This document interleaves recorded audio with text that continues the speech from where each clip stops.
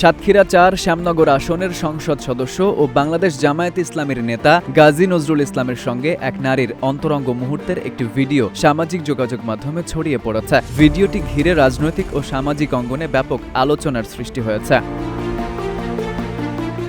সোমবার রাতে ভিডিওটি সামাজিক যোগাযোগ মাধ্যমে ছড়িয়ে পরে বিভিন্ন প্ল্যাটফর্মে ভিডিওটির একাধিক অংশ ভাইরাল হয়। ছড়িয়ে পড়া ভিডিওতে একটি কক্ষে গাজী নজরুল ইসলামের সঙ্গে এক নারীকে দেখা যায়। ভিডিওটি প্রকাশ্যে আসার পর সাতক্ষীরা জেলা জামায়াতের মিডিয়া সেল পরিচালিত ক্রাইম বার্তার পক্ষ থেকে দাবি করা হয় এটি কৃত্রিম বুদ্ধিমত্তা বা এআই প্রযুক্তির মাধ্যমে তৈরি একটি ভুয়া ভিডিও।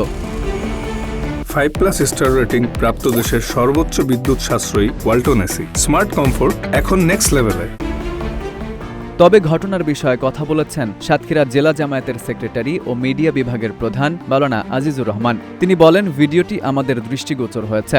এমপি সাহেব আমাদের জানিয়েছেন, ভিডিওতে যাকে দেখা যাচ্ছে তিনি তার দ্বিতীয় স্ত্রী। প্রথম স্ত্রীর সম্মতিক্রমে এই বিয়ে হয়েছে। তবে ভিডিওটি কিভাবে প্রকাশ্যে এলো সেটি আমরা খতিয়ে দেখছি। কবে দ্বিতীয় বিয়ে হয়েছে জানতে চাইলে তিনি বলেন, বিয়ের সুনির্দিষ্ট তারিখ আমার জানা নেই, তবে এটি বেশ কিছুদিন আগেই সম্পন্ন হয়েছে বলে তারা জানিয়েছেন।